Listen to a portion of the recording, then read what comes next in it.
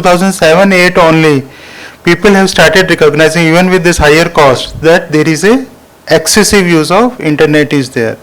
And they have also recognized there is a relationship between various psychological problems, whether it is mood state, stress, loneliness, boredom, and technology use. Public awareness for raising to work on digital balance and digital control.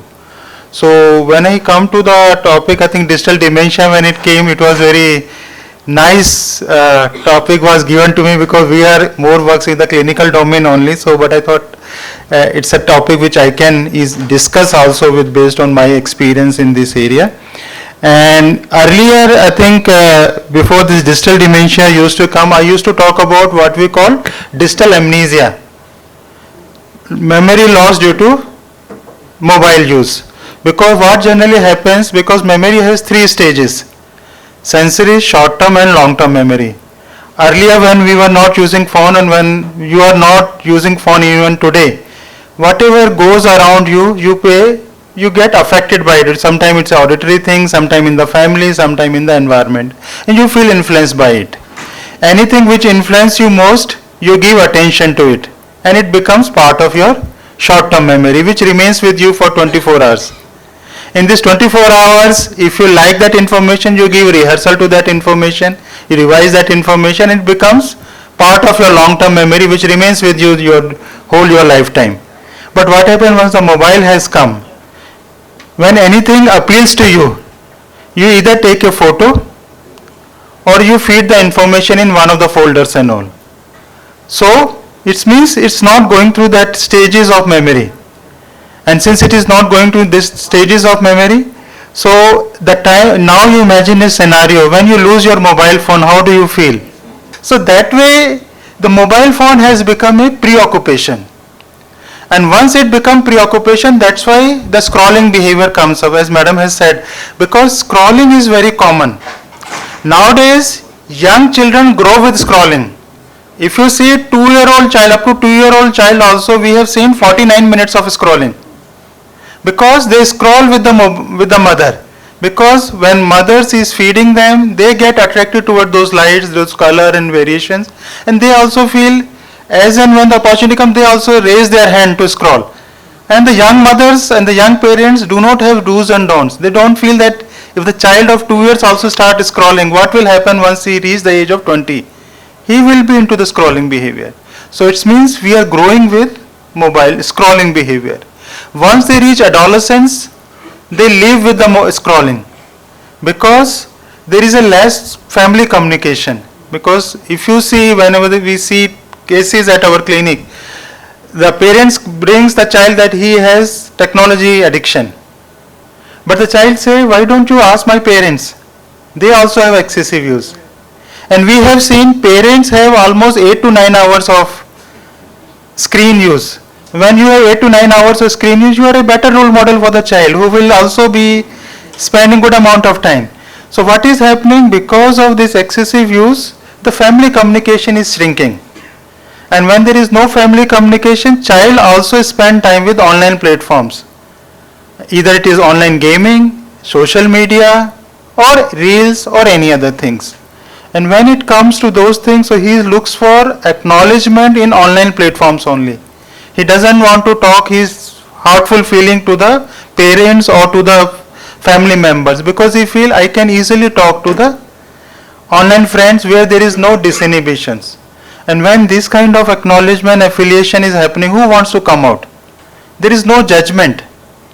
So that's why the adolescent child live with the mobile phone. And that's why you have seen nowadays even parents don't know what to talk to their children. And children say they don't understand us. So these 40 minutes, better I will be on Discord, better I would be on Instagram, on other things and all. So that way, all these factors also contributes to what the topic was given is loss of memory. It's not loss of memory because we are not paying attention to any other things. And that's why this is the life of adolescence. And now comes where adults comes, where adults are also spending time. Almost like most of the young couples are facing problem. The main reason is mobile phone. And husband says wife doesn't understand, wife doesn't want to communicate, or wife remains busy with the mobile phone, or even though they are in the family, they don't pay attention to each other talks.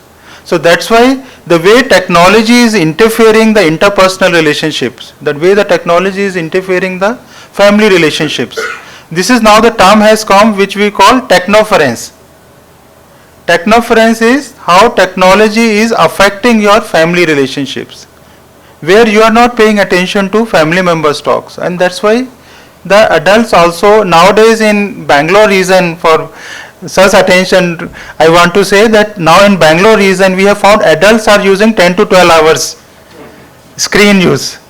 When it is 10 to 12 hours, you can say maybe 6-7 hours for workplace, but rest of the 6 hours is for recreational purpose. And when this kind of recreational things comes up, then when you look at the, because when we are using our mobile phone for significant period of time, we build up what we call digital eye strain, because looking at the small screens has an impact on your blinking frequencies. In per minute we blink 15 to 16 times, but when we look at the screen, the blinking frequency becomes 6. That automatically brings tiredness, reddishness of the eyes, and which also affects the productivity, and which also takes away your interest in any ongoing activities and all. So there I think we have to plan that where what we are going to do it. And then it's not the problem of adolescent or adults. Even geriatric populations are suffering from.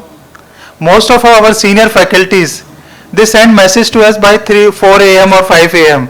because they have, most of them have a short span of sleep time, and when they get up at 4 a.m. they don't want to disturb their family members, and then the mobile phone is become one of the medium to structure their free time. And they also have loneliness, they also have boredom. So these are the things, that's why we are into excessive use of technology. When I'm saying scrolling behaviors, I think on an average we check our mobile phone 60 to 70 times per day. This is a minimum I'm talking about. And 62 times, 70 times if you are checking, and every time if you are devoting 2 to 3 minutes, it takes away 2 to 300 minutes each day for checking and responding to those messages.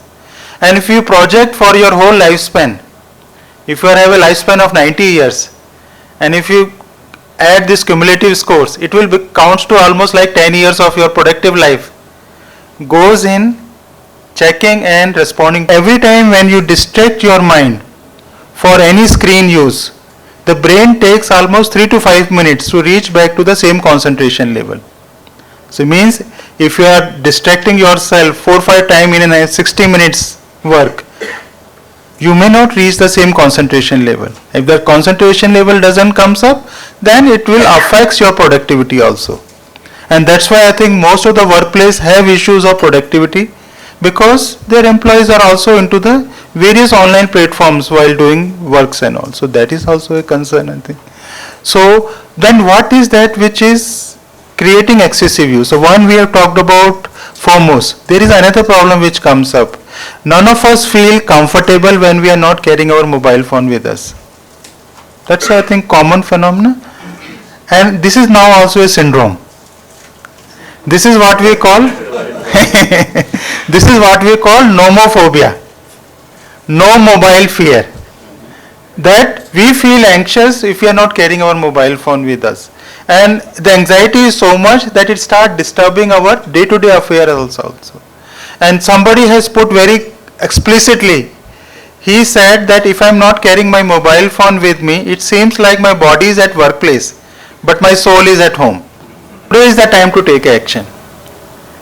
So, and the action will be in the term of what we call initial one technique which all of you can implement is what we call digital fasting.